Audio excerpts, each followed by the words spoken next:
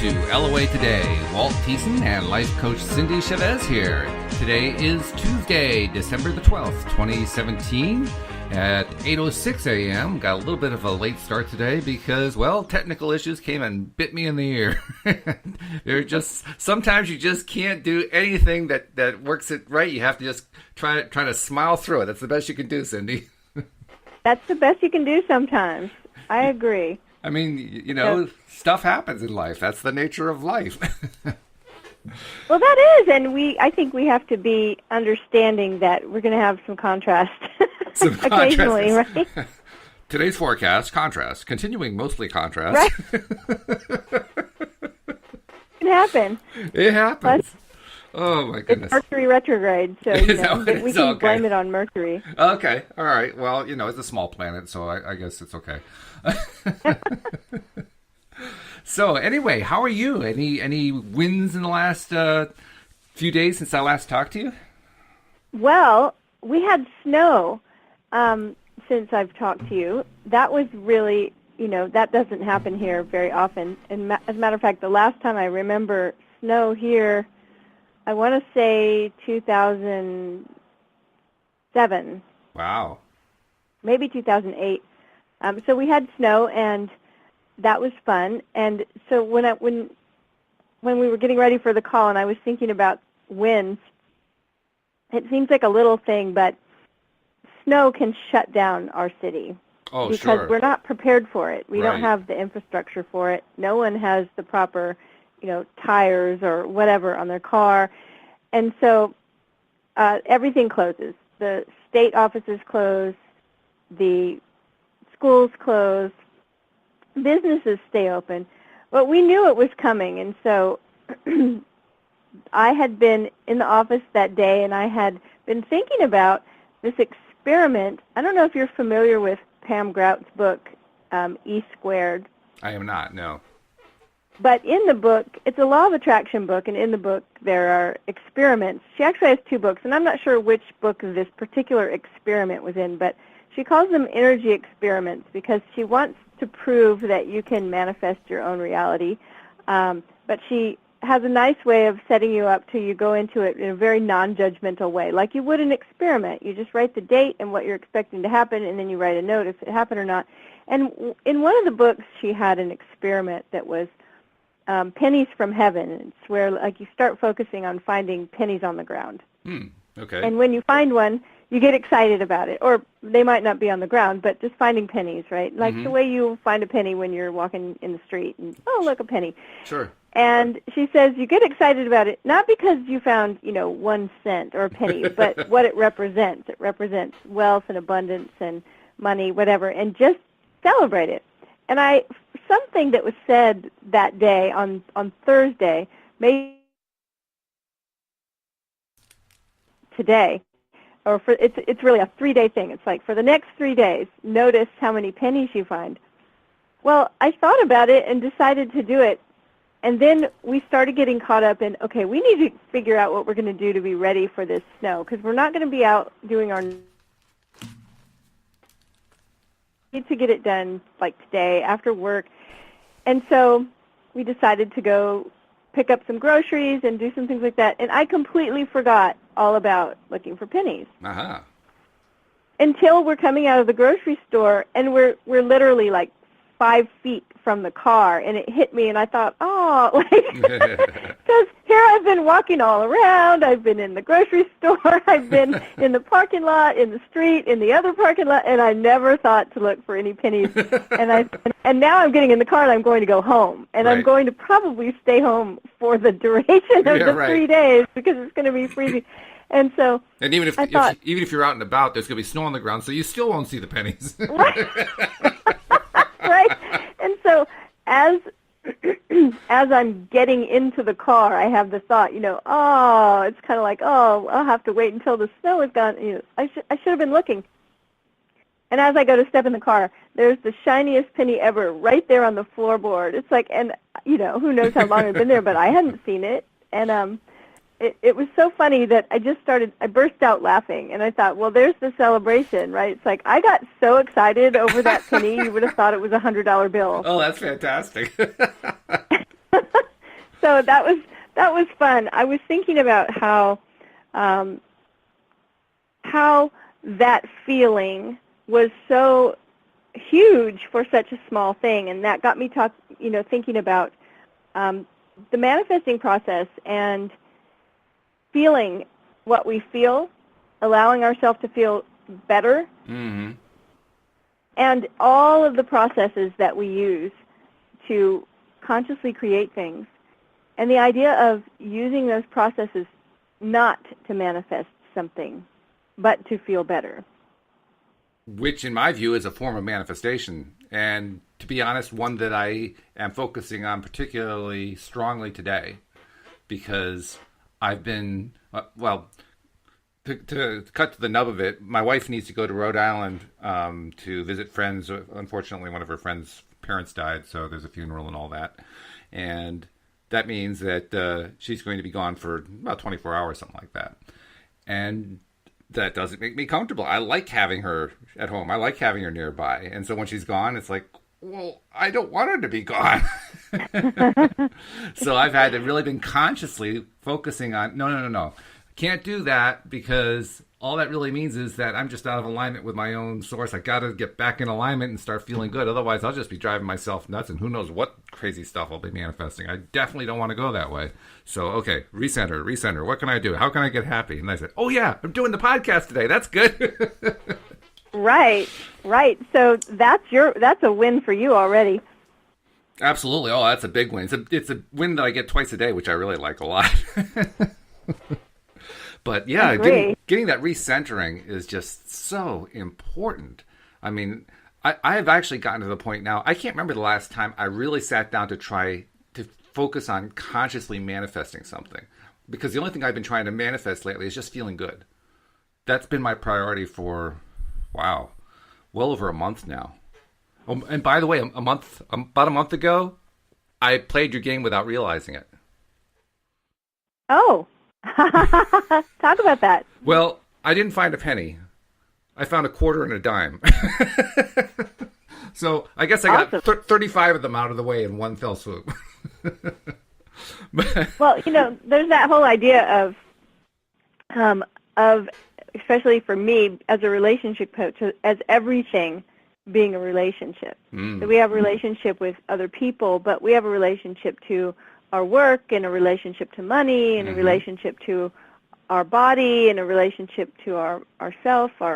There's everything is a relationship. And I remember this one time, because I always teach the kids, even though they're all pretty much grown now, but we still always talk about your relationship with money. Because some people, many of us, kind of make money the excuse for everything bad in the world. Right? It's like it's money's fault. Something I'm familiar with. I have a lot of experience with that.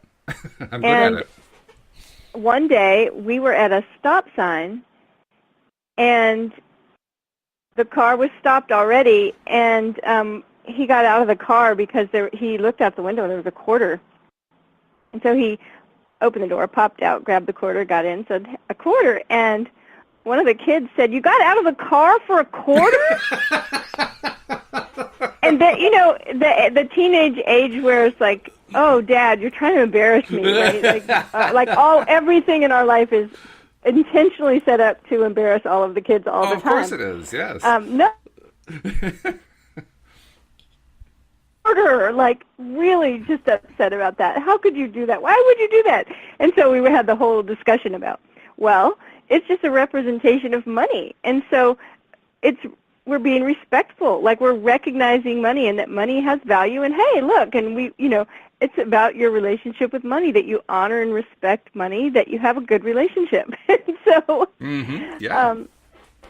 that's important, how we perceive things, and the whole idea of feeling better, using processes. I like you used the word recentering this morning. Yeah, that's been my word of the quarter or something like that.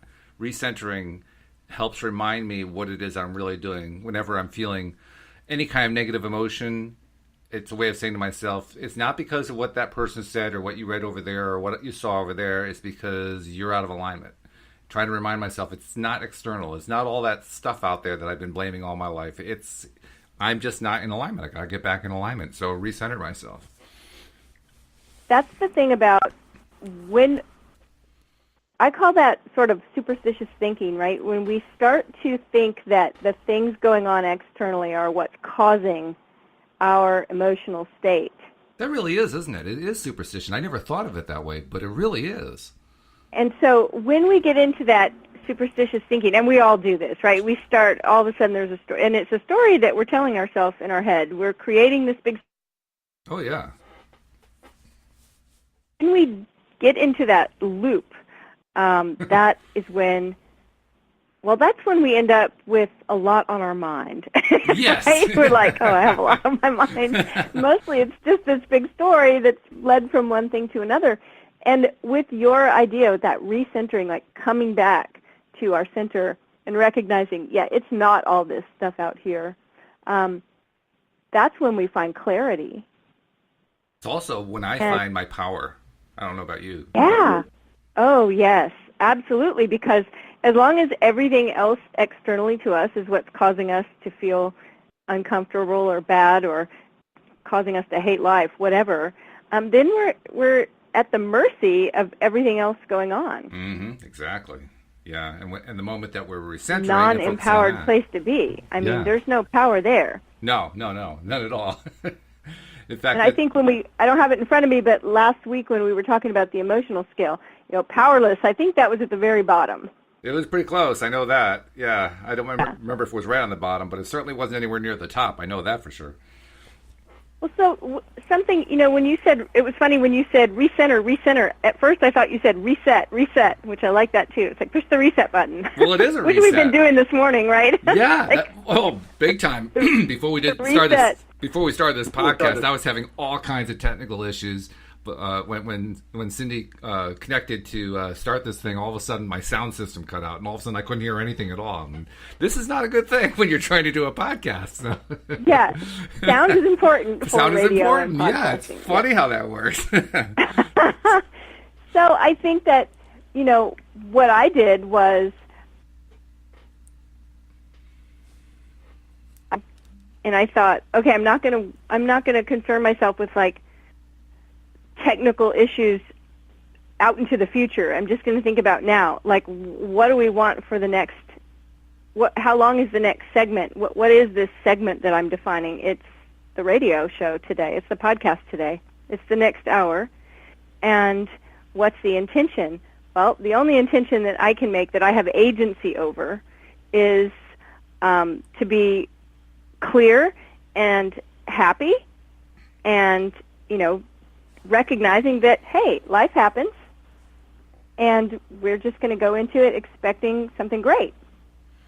Yeah, life happens. I like that phrase, because what it really means is a more extended thing. Life happens, and how life affects you has nothing to do with life. It has to do with you. So life may happen. How are you going to react to it? If you're going to react like life is against you, guess what? Life is against you. If you're going to react like, it's no big deal and it's going to just roll off your shoulders, then it just rolls off your shoulders. I mean, the worst thing, what the worst thing was that happened this morning with this technical glitch? The worst thing was we started 4 minutes late. That was it. That was the entire problem for the day. Oh, did I lose you? Well, maybe not the only problem for the day. Maybe there's another one going on here. Because suddenly, Cindie seems to have... She's still connected. Cindie, I can hear you. Or you can hear me, I presume. Rather, I can't hear you. We can't hear you. Something funny going on here. I'm going to try... I just want to see if the music is working. Let me try playing the music. Yep, the music is playing. So the sound system works. I can see my meters, so that's working. All I can think is, Cindie, why don't you call me right back? And let's see if we can reconnect you and figure out what the heck is going on here. and get past this thing. Of course, the moment that I start talking about technical issues is the moment that this happens, right?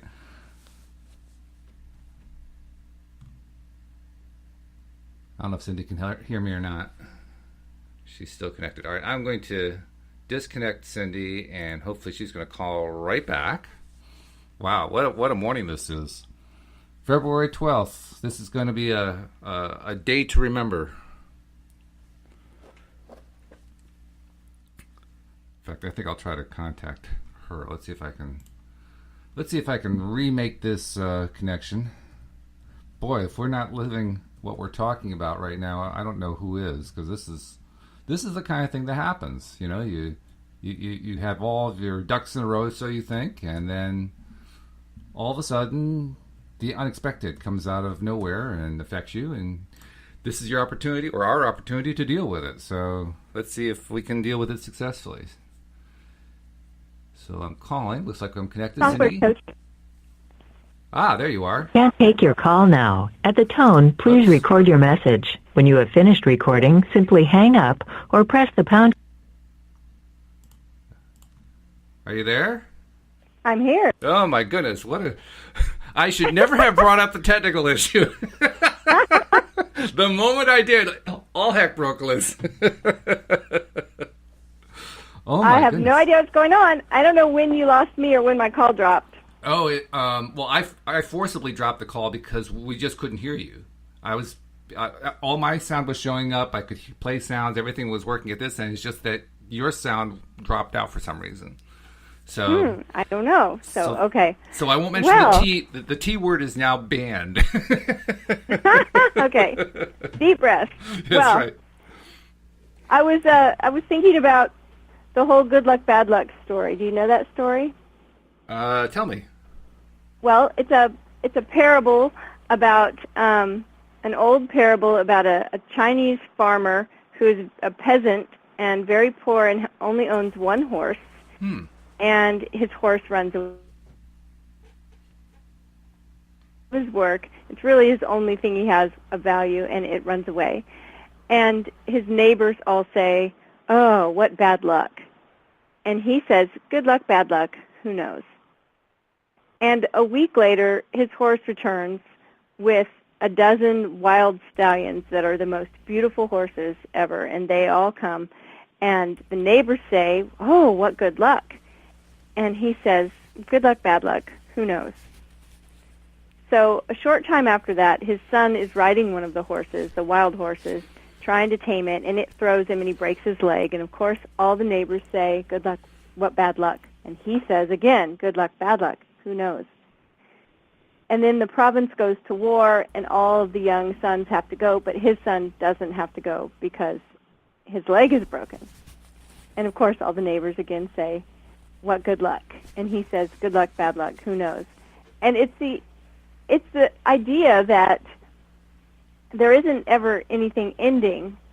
Everything is always followed by something else. And it's not really the idea that, every time something good happens, there's something bad right behind it. That's really not the idea. It's just that we label things good or bad, and we really never know what's going to come behind it. There's an idea that a lot of life coaches will mention that if you talk to someone and find something going on in their life that's just fantastic, if you start leading back where that thing came from, it will almost always lead back to something that was really not fantastic. Some kind of experience that was really a downer. And so I remind myself of that anytime things don't seem to be going well. It's good luck, bad luck, who knows?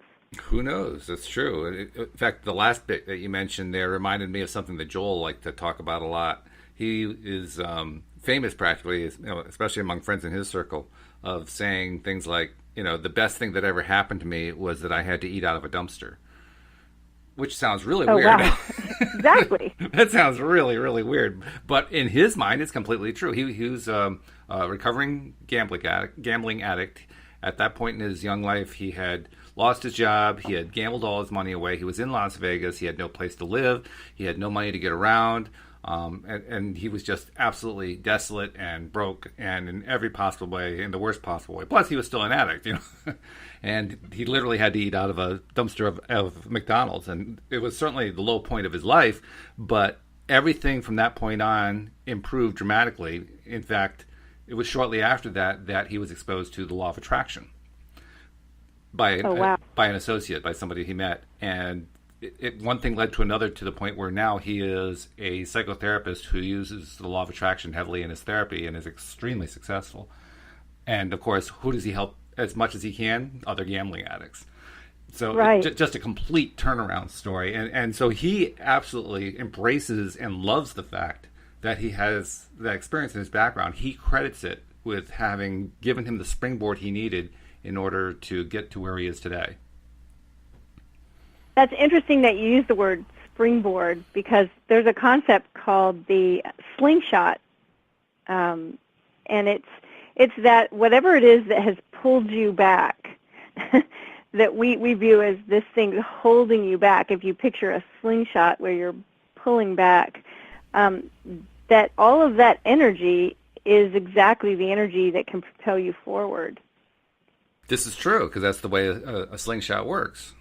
And so that sounds like, exactly what you're saying about him. And I see that with so many things, and it doesn't have to be big things. Like, that's a major, huge... Yeah, that's a gigantic one. And he had a few of those. Thing, but yeah.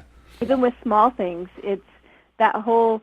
I don't know, that story of good luck, bad luck probably helped me more than anything that I can think of, to really be able to let the good feelings back in when things don't seem to be going well, because it's like, oh yeah, good luck, bad luck. This could be the start of something big. Yeah, right. This could lead to something really awesome. So let's just relax. But I was thinking about, before the call dropped, the whole idea of alignment for alignment's sake. And you said, well, that's really the only reason why I'm doing these things is to feel better. Yeah. In the moment. Right.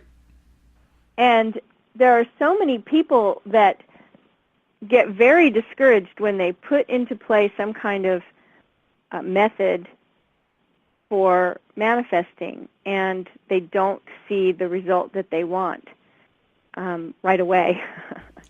I mean, I know I get a lot of emails like, what am I doing wrong? Right. Yeah. And I was thinking about a conversation that I had years and years ago when I first started understanding law of attraction, and when one of my mentors talked about alignment for alignment's sake. When you do a practice to get, aligned with whatever that thing is, that needs to be the goal, is just the alignment, for no other reason, not to create something, not to manifest something, just to be in alignment with it. And when you get aligned, you feel better. Yes, that's almost the unexpected part about it, because so often, especially if we're trying to manifest things that seem large to us because of our own resistance, we tend to keep them away. So that tends to create a feeling of, well, it doesn't always work, or so forth. But when your only interest is in alignment, it always works, because you always find a way to get yourself to feel better. So you feel like this thing's always working no matter what. It reinforces the very thing we need to reinforce most in our subconscious and conscious minds, Right. And I remember having this conversation where this person was not in agreement with me at all, and they weren't necessarily a law of attraction, practitioner, so to speak, but they weren't against it either. They were interested in it, and that's why we were having the discussion, and they were excited by it, but it was pushing them too far to have them say yes to just alignment for alignment's sake, because they were like, no, I don't want to just be able to just feel like I have whatever this thing is. I want the actual thing. I'm not going to be happy till the actual thing happens. I'm not going to just sit here and be content with feeling better just because I'm imagining that thing. And they couldn't get their mind around feeling better to feel better. And yet, recently, I had that experience of more and more and more just feeling so excited in the alignment process itself that I'm like, yeah, this is the only, I'm fine with this. I'm so fine with just alignment for alignment's sake. And it reminds me of really why, well, you were talking about someone that's an addict. Addicts, generally speaking, are doing whatever they're addicted to, whether it's, alcohol, drugs, gambling, video games, shopping. I mean, people are, it's not just things that are frowned upon that people get addicted to. Right? Oh, They get absolutely. addicted to all kinds of things. And it's always to feel better. Right. Right? And it's like that. It's like when someone goes and says, I'm going to drink a cocktail, and I'm not against drinking a cocktail. I have a cocktail occasionally, and there's never any, end point to it. Like, I'm going to have this drink, and then something, great is going to manifest. I'm going to have a glass of wine, and then I'm going to look out, and there's going to be a brand new car in the driveway. I mean, I don't have thoughts like that. It's just, no, it'd be nice to have a glass of wine. It's its sole fulfillment is that this will be nice to have a glass of wine. Yeah, that's the goal. Just feeling better. To me, it's the same kind of thing, right? It's like, I'm going to take 20 seconds and think about whatever it is, just because it feels so good to think about it. Yeah, why would you not want to feel good? That's the thing that I don't understand. I mean, I do understand. I understand the mindset that says, I want to manifest stuff and I want it right now. It's not a healthy mindset, but I understand it. I've been there a lot. Yeah, no, I mean, I think we all have. I mean, that's why it's a good conversation, because everybody's like, yeah, I can. Everybody that's into conscious creation or law of attraction and has tried any of these methods, I mean, that's why we go into it generally. It's like, I want my life to be different. But the fact is, and I'm sure that the person you were referencing wasn't thinking about this when they said, I don't want to spend time being happy. I just want it to manifest. They didn't realize there's a direct contradiction in what they said. Right, exactly. I expect stuff to manifest without feeling in alignment. Like, no, it doesn't work that way. It doesn't work. But we don't hear that in ourselves. When I was in coaching school, and this is the very beginning, the very, very beginning. It might have even been like a pre-class, and we were, had 25 of us or so in the classroom, and we were given this assignment of think of something that you really want. And everyone was so serious, it's like we were thinking about something we really wanted, and then, okay, now, they gave us 20 minutes or 30 minutes, to write how we, write about what we wanted and how we were going to feel once that thing came to be. Mm-hmm. And everyone's just furiously writing. The room is quiet. Everyone's writing, and then it was time up. And then they said, what if we told you that you could just feel that way now and you didn't have to wait for all of this stuff to happen? And everyone in the room was you just, everybody felt ripped off. It's really? No, it's so not fair. We were so amped up about this thing we were going to create. We were just madly writing. And then, you don't have to do all that. You can just feel that way now. That's funny. That's really funny. Actually, it reminds me of a Far Side cartoon. And I'm not quite sure why, because it isn't a perfect parallel. But when I describe the cartoon, you'll certainly see where the parallel is. It's a cartoon of a guy who's in hell. You can tell he's in hell because there's flames all over the place, and there are two devils up on a catwalk looking down at this guy who's sweeping. I don't know why, but he's sweeping hell. Okay? And as he's sweeping, he's whistling. And he's got this big smile on his face. And he's whistling and doing his work and so forth. And the one devil turns to the other and says, I don't think we're getting through to him. No, it is appropriate. It's exactly right. That's where we need to be, right? That's great. I love it. I love Gary Larson and the Far Side. Oh, he's wonderful. Yeah. Yeah, but that's actually one of my favorite Far Side. That one and the one of the field full of sheep where one sheep stands up and says, I gotta be me! It's so great. I remember I used to live in San Francisco, and the Far Side was in the newspaper. This is really telling because it was so long ago. And when I moved to Louisiana, the paper that we got didn't have the Far Side, so I actually subscribed. I had to have my fix of Gary Larson. Oh, absolutely, yeah. That's like I was sad when he pulled back and stopped writing as often. In fact, is he still doing cartoons? I can't remember if he is or not. But I don't know. I know he retired, so Yeah. to speak, and I know the books were around. But Yeah.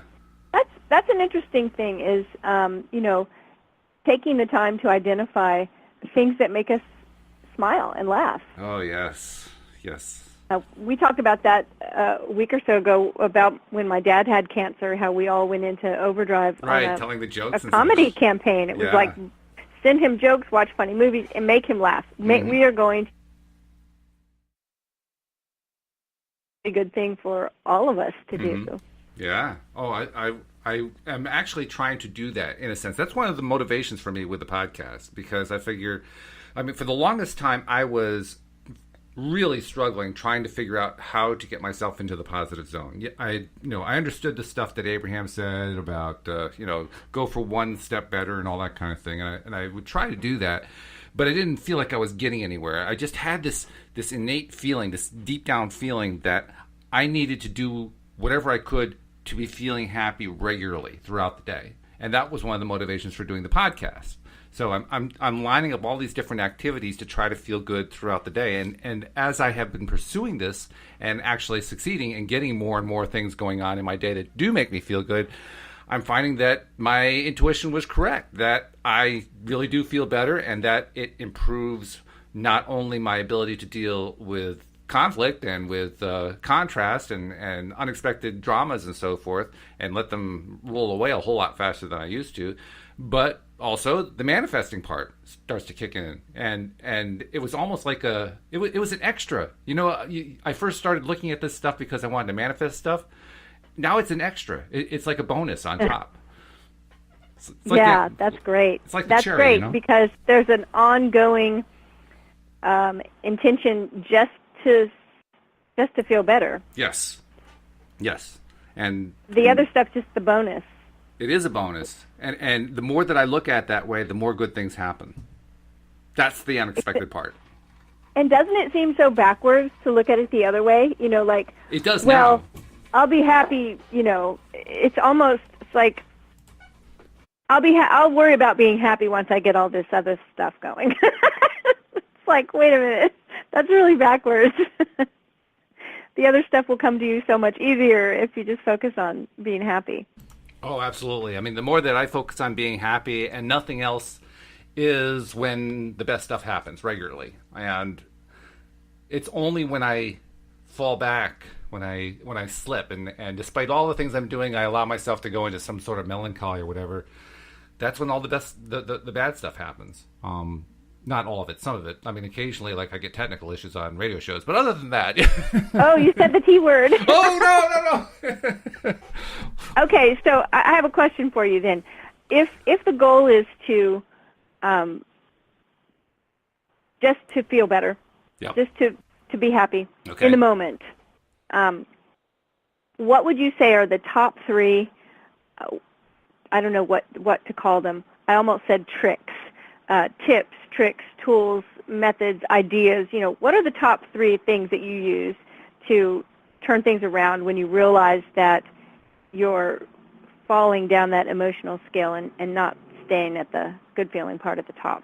Well, part of it depends on what I'm doing and where I am. So if I'm in a place, for instance, where I can get outside, I can take some time and go take a walk, that's probably my favorite one. Just to get outside and take a walk. Because that almost always gets me feeling really good fast, particularly if I bring my iPhone and plug in my headphones and listen to some happy music along the way. But that's probably my number one. Number two, because I don't have a whole lot of control just yet about how often I do it, would be the podcast, because I love doing the podcast. And then third one is just having a selection of things to either listen to or look at when I'm really struggling. And I just need to have some sort of quick pick-me-up. So, for instance, there is an episode of Inside the Actors Studio on Bravo TV where Robin Williams appeared, and the first 10 to 15 minutes of that are absolutely hysterical. So, even though I've seen it, 50, 60 times, because I haven't seen it in a couple months, I've forgotten some of it. So I play it again, I get laughing, and I get feeling better. And yeah, those are my my three best ones. Plus, my wife and I will try to do what we call the 3 gratitudes at the end of each day. So if I'm struggling during the day, I'll try to plan ahead. Okay, so what are my gratitudes going to be that I'm going to bring up tonight when we do our 3 gratitudes? So there's 4. Oh, that reminds me of something that happened that I thought was really cool, and I actually developed it into a little. I have a PDF of it, but I call it the Fabulous 5 Senses Meditation. Ooh. And I have people do this like as they're falling asleep, because you can do this in your head, and it only takes a few seconds, and you've already done all your nighttime ritual stuff. This is like when at that moment where you're like, okay, I'm going to sleep now. So there's no excuses, is what I'm saying. Oh, I say yes. People can't say, well, I don't have time or whatever.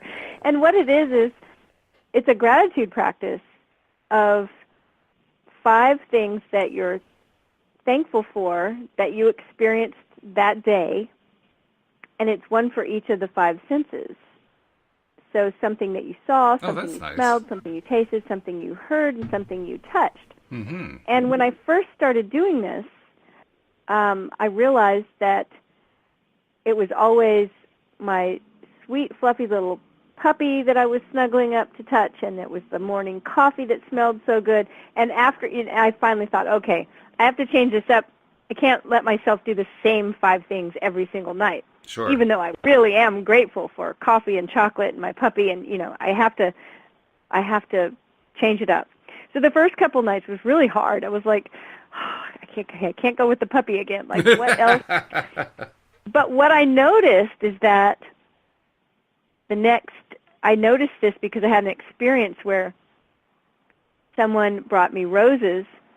And the first thing in my head, I leaned down and they smelled so amazing. And the first thing in my head was, I can use this for my gratitude practice tonight for the smell. And then it hit me that over that course of the next, week or two, that my mind, and that's that reticular activation system. Right. My mind was saying, oh, look at that. That's got to go on your list tonight for beautiful things that you've seen. Or, listen to that bird chirping, that's going to go on your list. And I realized that all of my senses were starting to pay attention for things to use in that practice. That's really good to point out about the RAS, the reticular activation system, because that for people who don't know, that's the part at the brainstem that does the filtering, so that when you don't see that penny on the ground, it's because of your RAS. You're not looking for it. Your RAS is filtering out anything that doesn't match what it's supposed to be looking for or what it thinks it's supposed to be looking for. And the fact that we can reprogram it, the way you just described beautifully, shows that we can actually use that RAS to our advantage. It can actually get us to the point where all we're looking for is good things that are going on, which I love. Exactly. I always explained that RAS as, I could have a branch, and I did at one point, a branch that when it was windy at night would sort of tap on my window. And it didn't wake me up because my reticular activation system wasn't triggered by it, because I knew that was a normal sound. But if someone were to come knock on that window, even though the sound would be really similar, I would probably wake up, because my reticular activation system, or RAS, would know, yeah, that's not normal. It's part of our brain that's really made to keep us safe. And also, I don't know the number, but it's the number of information bits that come at us every day is so huge. We couldn't survive if we couldn't filter them. So we filtered most of them out. Right. Yes. I was explaining my best, funnest story about RAS was I was explaining this to a friend of mine. I was in California visiting her, and I said, how when you get a new car, and like you've never seen a car like this in your neighborhood, and then you're driving your new car home and you see like 10 of them on the way home. It's like, oh no, they're everywhere, the same color, the same make. And she said, oh yeah, well, that wouldn't happen to me, because my car is like a late model, whatever, and it has a gold package, and who would put a gold package on a car like this? Like, you're not going to see it. No one bought these cars. Like, you're not going to see it. I said, okay. So about 10 minutes later, we left to go to brunch, and round trip, we only drove 2 miles, and we saw like 4 cars like hers. with the gold package, same year, same color, everything, and we could not stop laughing, and she was just blown away by it.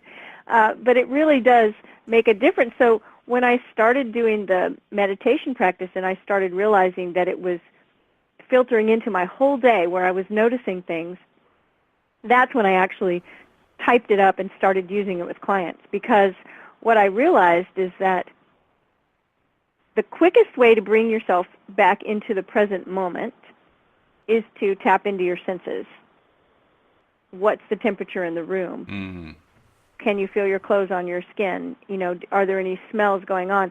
I mean, that's how we bring ourselves back to present moment awareness. And remember, our fears and worries are always attached to the past or the future. So we want to stay in the present moment and feel good now. Mm-hmm. And so those five senses are important, and an exercise like this causes us to always be paying attention to what the five senses are doing. So it was like a real life changer for me to start doing that and opening up that awareness. Sure. Oh, yeah. I remember the first time, too, that we talked about the reticular activating system on this program. It was back when my sister-in-law, Yuona, was serving as my co-host. And she's currently pursuing a PhD in the research sciences. I can't tell you which one because it changes every few months. But the point is that she's still pursuing that. And of course, she reads lots of research. She does a lot of research. And she was explaining a lot of the stuff that she'd learned about the reticular activating system.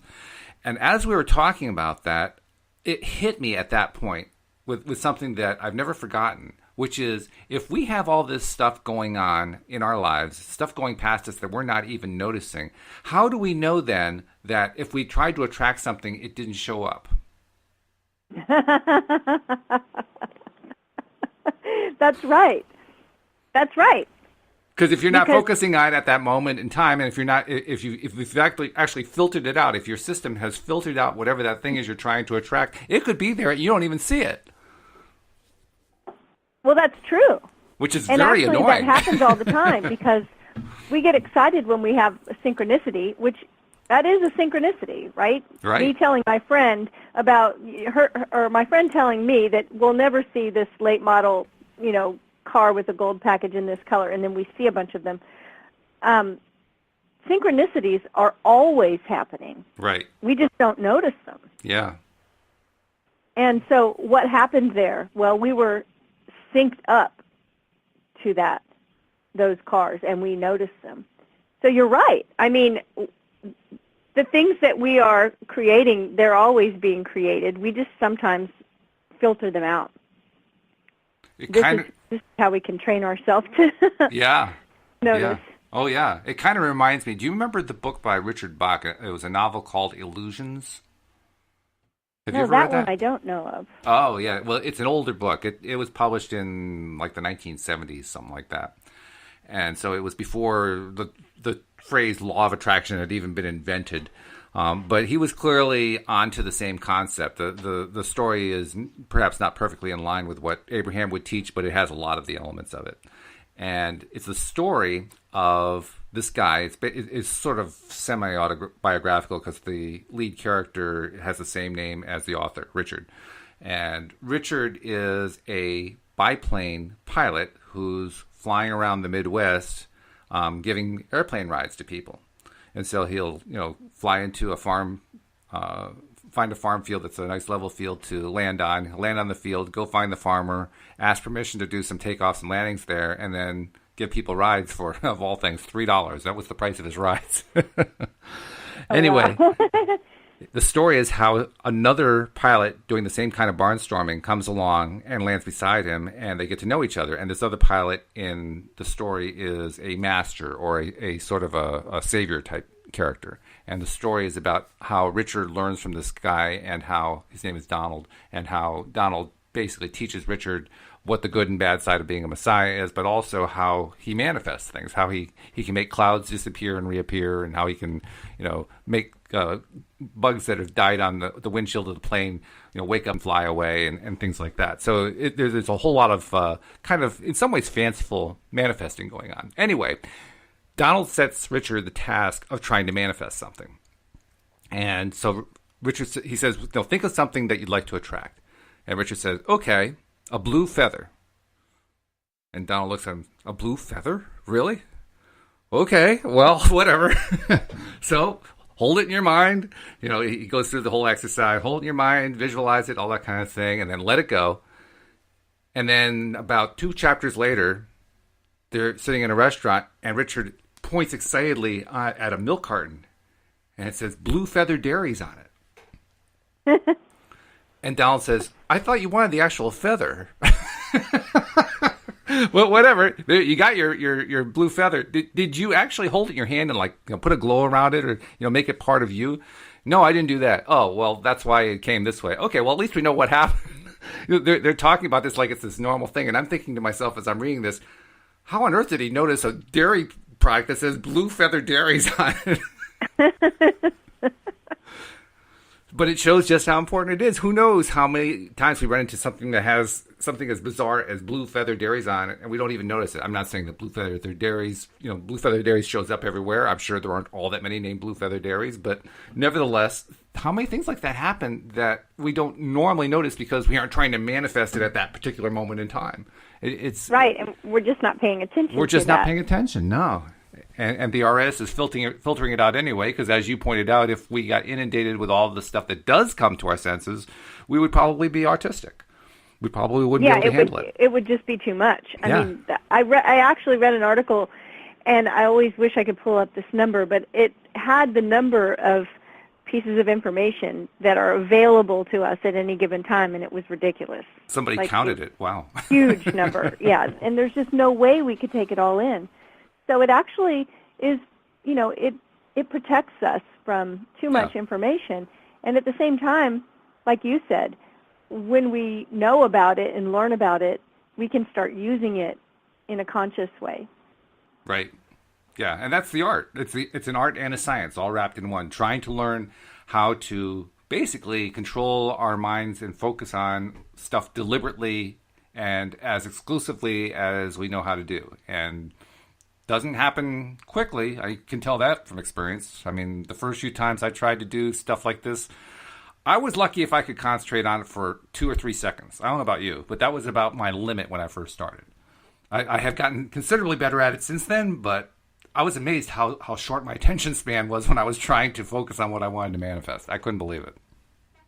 Well, that's the thing, is that it takes practice. It does. And focus is the key, and being able to hold the vision for something. And I think Abraham says 17 seconds. Yeah, right. That's how long it takes to get it started. Yeah. And that can seem like a really long time when we're not used to holding a vision, when we're not used to having to really focus. But when we do that, we are taking control of our own mind. It's a meditative practice. It's like when you meditate, a lot of people say, "Oh, I can't meditate because my mind wanders," but that's okay, because that's what meditation is bringing your mind back. It's like you said earlier, recenter, right? Yeah. When our mind wanders, we bring it back, and pretty soon we get better at it, where our mind isn't wandering every 2 seconds. Maybe it's wandering every 5 seconds now, or every 10. It's all the same stuff. It's just being able to hold that focus, and until we feel better. And it recognize doesn't have the to progress. take very long. I No. mean, it can be quick. But the more we practice, the better we get at it. That's why experiments like the pennies on the ground, pennies from heaven, whatever we call that, we'll see more and more of them once we get rolling with it, because we just become able to focus on it, and we start noticing them more. And I always get the picture in my head. I think, wow, the entire ground is just covered with pennies everywhere. I just can't see them. I remember when I first started trying to control my mind, trying to direct it deliberately, and noticing that I could only do it for 2 seconds at a time. And then after kind of beating my head against it for a while, I could get up to 5 seconds. And I said, woohoo, 5 seconds. All right, well, we're making progress here. And then I get up to 10 seconds. And, it took, we're not talking like hours. We're talking days, weeks to get this far. And finally, I was getting up to the point where I could actually focus on something for like 30 seconds or a minute. And then I started to feel like, wow, I actually did it. I did something that I didn't think I could do. I've actually improved it to 30 seconds or a minute. So at some point, it went from, oh, well, whoop-de-doo, to, oh, wow, I actually did it. And from that point on, the acceleration was tremendous, just because I was celebrating it. And it takes practice. You know, we've got a lot of things pulling our attention away. Oh, tons of them. Right? Especially in the world that we live in today with screens everywhere, TV screens, phone screens, computer screens, you know, all these things that are all vying for our attention. And so I think that's why it's important to spend at least some time, like you go for your walks. Yes. I have a place in my office where I like to meditate and just tune everything else out and practice on focusing, practice on being able to hold that vision for more than 2 seconds. And it does. No, it's not something that you can just do in an hour. It takes time. It takes days. It might take weeks or months to get to where you're really, you know, consistently able to hold that vision. But that's where the magic starts to happen. Mm-hmm. That's right. In fact, you mentioned a word there that it isn't directly in the context of what we're talking about. I thought I mentioned it anyway, though. You mentioned the screens that we see everywhere. Did you ever notice those screens don't actually screen anything out? Good point.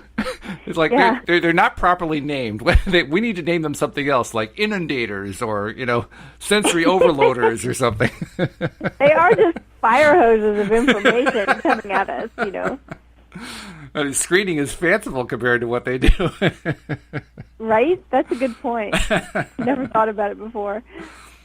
But, oh, yeah, this whole thing about regaining control of our minds and learning how to control our focus is simultaneously frustrating and empowering. Well, maybe not simultaneously, but at various times it is frustrating. At other times it's empowering. At other times it's daunting. At other times it's incredible. At other times it's serendipitous. It's an adventure in itself, just paying attention to our own process of learning how to gain that control. Yeah, I totally agree. But it's like you said, at some point a switch goes on. Yeah. It's like, oh, wow, I'm doing it. Yay. I'm doing it. Like Yay. learning to ride a bike, right? All of a sudden you turn around and there's no one helping you. When I learned to ride a bike, I turned around, hey, Dad, and my dad was way down the street. I thought he was holding the back of my bike. Right, and suddenly, right. Hey, I'm doing it. I'm doing this on my own. So Yep. Yeah. it takes practice. It does take practice, and it does feel good.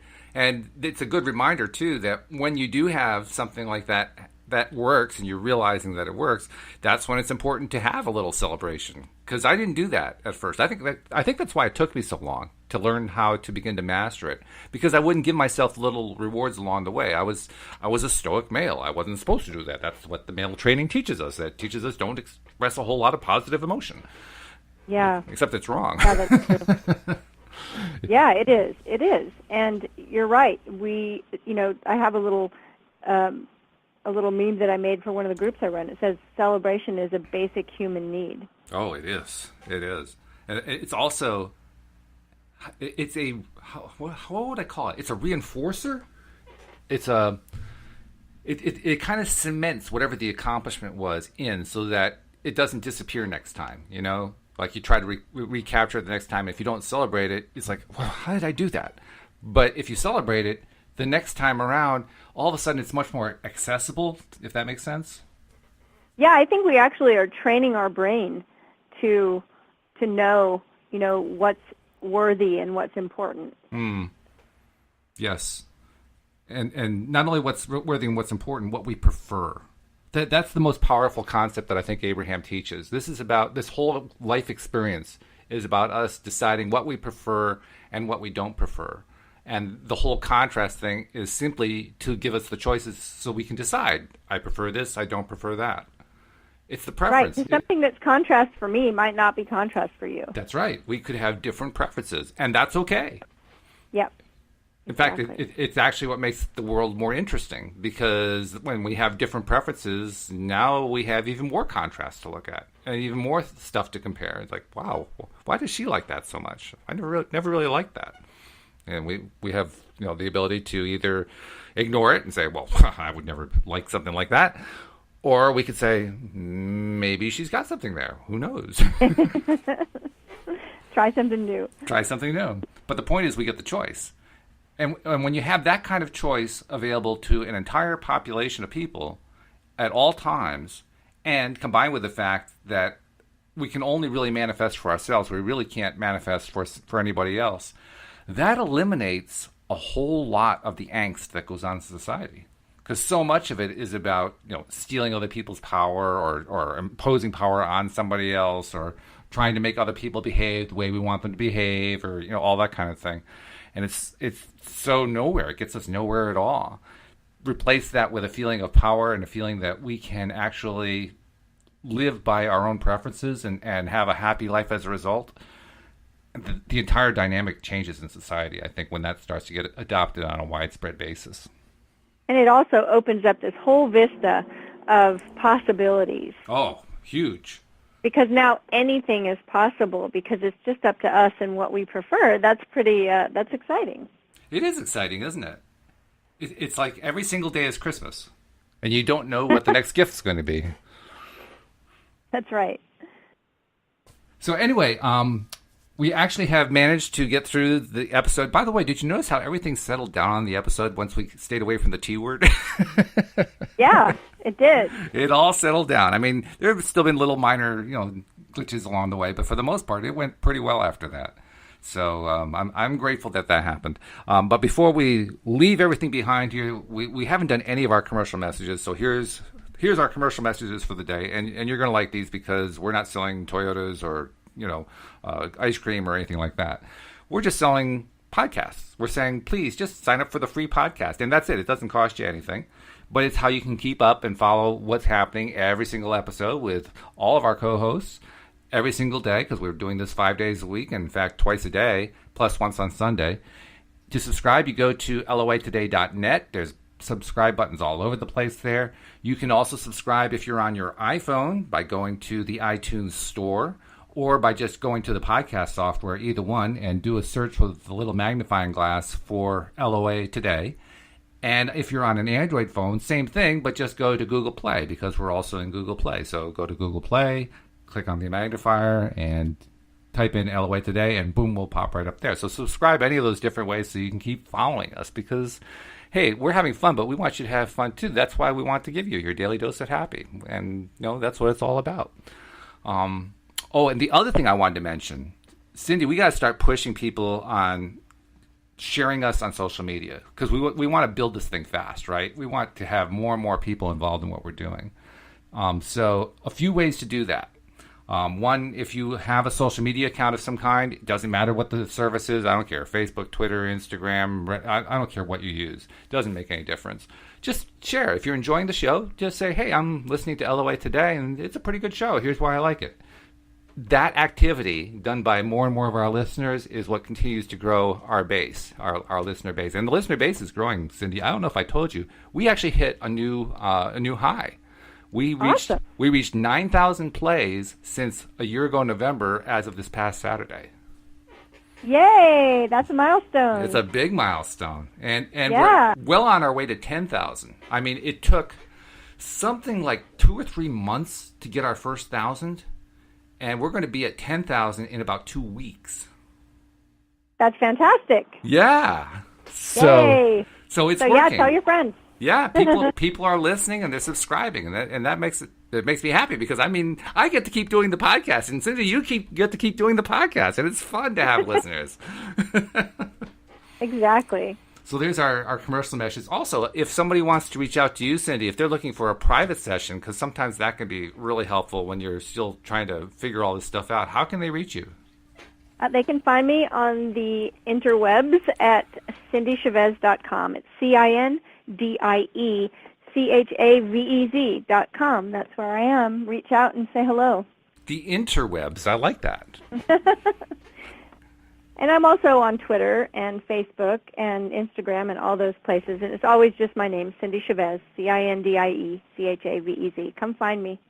Very good. I like the spelling of your name, too, the CINDIE. That's nice. Thank you. So anyway, let's do this again tomorrow. We'll do it without the T word.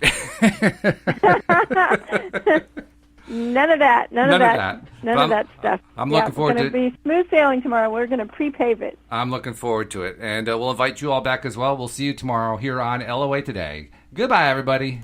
Bye, everyone.